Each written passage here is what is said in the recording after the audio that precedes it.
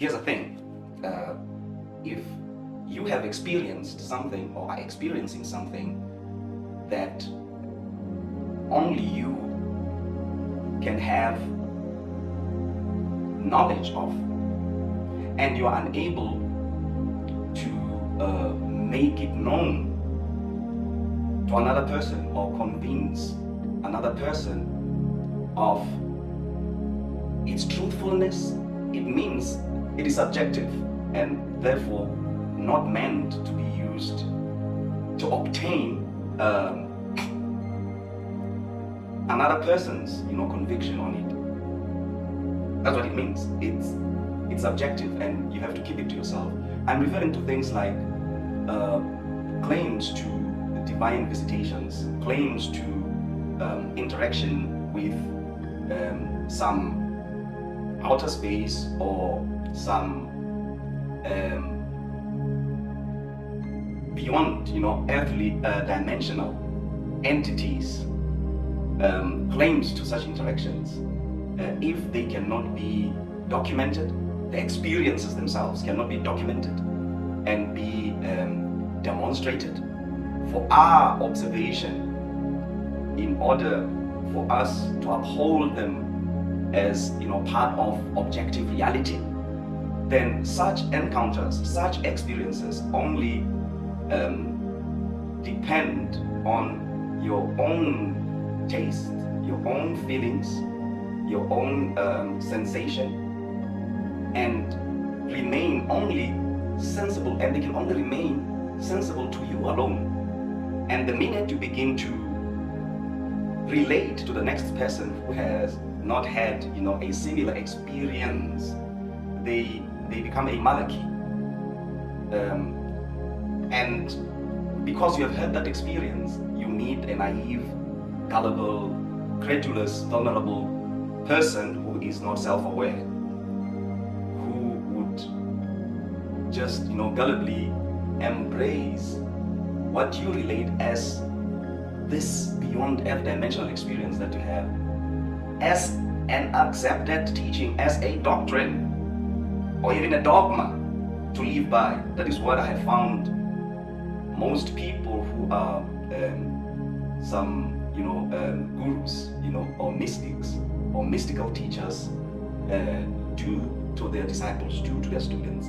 They make them impervious to reason and common sense by making them accept as true something that they have not themselves experienced, simply because this experience is related to them from a subjective position of a person who has had the experience and not them. So the person could be knowing what they're talking about, but there's no way you, the recipient of a story about or an account of that particular experience, can be in a position of knowing the experience unless you have a similar experience. Now, all that you need to do, as it would often be the requirement of your guru, is to have faith. I mean, one of the holy books says faith comes by hearing the word. Faith comes from hearing the word, and I suppose this is the word from those who are preaching, most of whom have themselves been indoctrinated with what certain individuals are supposed to have experienced in their quote-unquote spiritual encounters of quote-unquote divine visitations and experiences, or beyond earth dimensional encounters that they had with some heavenly or outer space entities or so-called celestial beings. So now you have to believe, because you are not in any way in a position to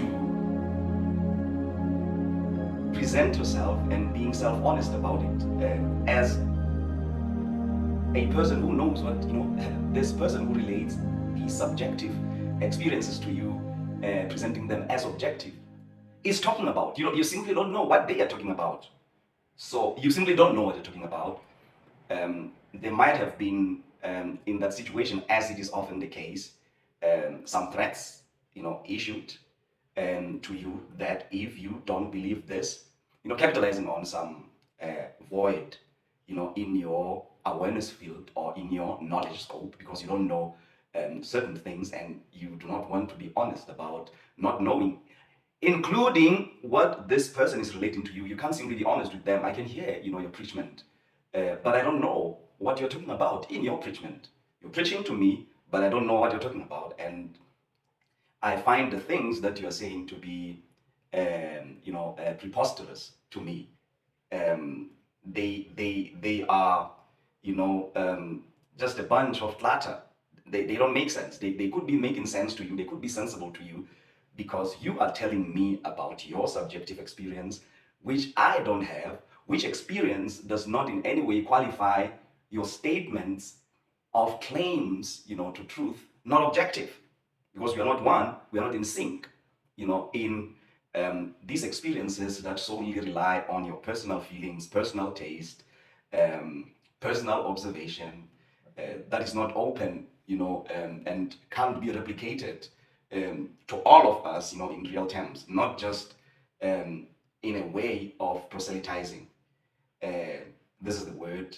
Yours is just to accept as true, which would be in a form of, having belief, having faith that what I am being told, I accept as true. It is when you do not know any better, or is when you begin to have self-doubt over something that somebody is telling you that they have experienced that you haven't experienced, and are therefore in a position of not knowing what they're talking about. So you get cornered. You get manipulated. You're not having experienced the phenomena they are presenting to you as what you must believe exists. Then you are, coaxed into accepting as true because you do not have the courage, to simply say, number one, I can't make sense of what you're saying. Number two, I don't know what you're talking about. Number three, I can't relate to the experience. And number four, the experience is subjective, meaning it is based on your own personal feelings, your own personal taste, your own personal touch. I've never tasted what you have tasted. I've never touched what you have touched. I've never felt what you have felt. I've never seen what you have seen. I've never heard what you have heard. And I'm therefore not in a position to be in sync with you about the objectiveness or the truthfulness of the statements that you're making. So we have to be very careful about what is presented as objective truth. What is presented as the gospel truth may simply be certain individuals, personal experiences, codified, and presented to you as doctrines that you have to uphold dogmatically, that you have to make your way of life, and it makes you somebody who allows themselves to have their own learning, their own personal growth, sabotaged, and their own, awareness field blocked with stories of, other people's, personal experiences that they apprehended from their own in their individuated experiences, fields of awareness.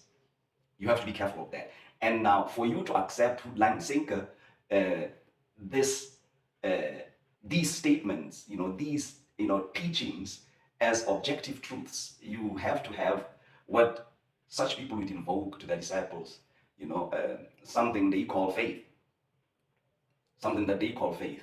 It's only a person who does not have courage to admit that they don't know what you're talking about and can therefore not understand it. And they have never tasted what you relate to them as what you have tasted. They have never touched what you relate to them as what you have touched, or been touched by what you relate to them as, what you have been touched by. And they have never seen what you relate to them, whether in the earth dimensional realm or in the beyond earth dimensional realm, what you claim to have seen. And you should just leave them alone. And you should not even make this something to proselytize other people about, because you are simply exposing people to a bunch, of stories that they won't be able to make sense contact with.